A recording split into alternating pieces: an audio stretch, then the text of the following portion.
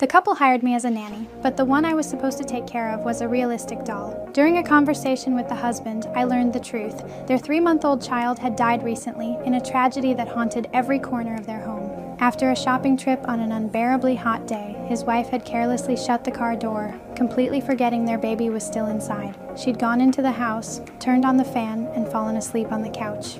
She slept until sunset. Only when she saw the empty crib did she suddenly remember the baby was still in the car. The guilt drove her to the edge of madness. She broke completely.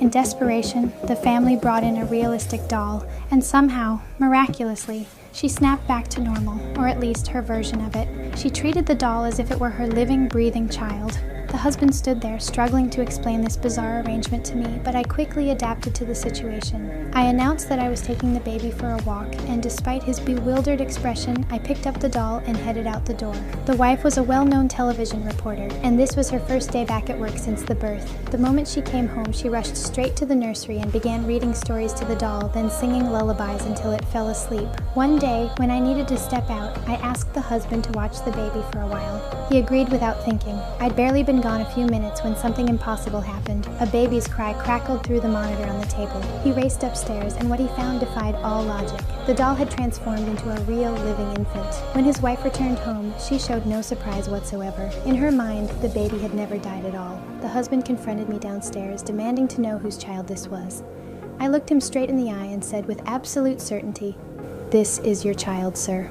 Days later, I just dressed the baby in a yellow outfit when the husband snatched it away from me, berating me harshly. His panic told me everything I needed to know. There was something he wasn't telling me about how the baby really died.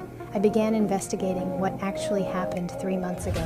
The wife would often drift into these vacant states, as if pieces of her memory had been erased. The husband carried a permanent sadness in his eyes, clearly burdened by secrets. Only the wife's brother seemed relatively normal, so I decided he would be my wait-in. That evening, I pretended to have a date and asked him to watch the child. Shortly after I left, disaster struck. When crying echoed through the monitor, he rushed to the nursery, only to find the baby had reverted to the lifeless doll. Terror consumed him instantly. While he stood there in frantic confusion, I returned. Without saying a word, I picked up the doll from where it had been dropped on the floor. He demanded to know where the real child was, but I ignored him. In his fury, he grabbed the doll and threatened to throw it over the balcony. 5, 4, 3, I'm gonna fucking do it! 2, 1! The instant his fingers released their grip, we both heard it, the unmistakable sound of a baby crying.